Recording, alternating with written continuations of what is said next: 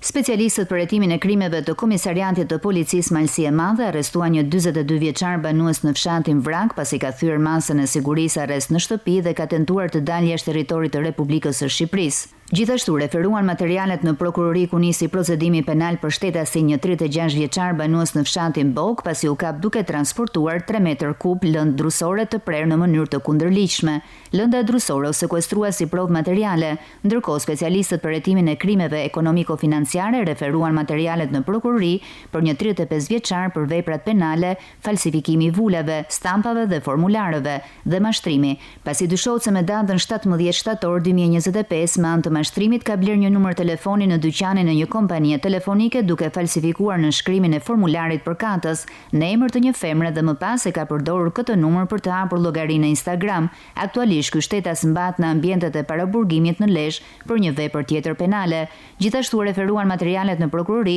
për një 20 vjeçare nga Shkodra e cila akuzohet për veprën penale falsifikimi i vulave, stampave dhe formularëve. Operatore e kompanisë telefonike pasi numrin e telefonit që ja ka shitur shtetasit e ka regjistruar në sistem në emër të shtetases MD, duke përdorur formularin që ka firmosur shtetasi EH. Specialistët e sektorit të qarkullimit rrugor referuan materialet në prokurori ku nisi procedimi në gjendje të lirë për shtetasin një 77 vjeçar, banues në fshatin Hotiri, pasi u kap duke drejtuar motomjetin pa leje drejtimi. Ndërkohë, në datën 22 tetor 2025 ka kallëzuar një shtetas 41 vjeç, banues në fshatin Bushat, se me datë 4 tetor 2025 është larguar nga banesa bashkëshortja e tij 35 vjeçe, po punohet për gjetjen e saj. Materialet proceduriale ju referuan prokurorisë pranë gjykatës së shkallës së parë të jurisdiksionit të përgjithshëm Shkodër për veprime të mëtejshme.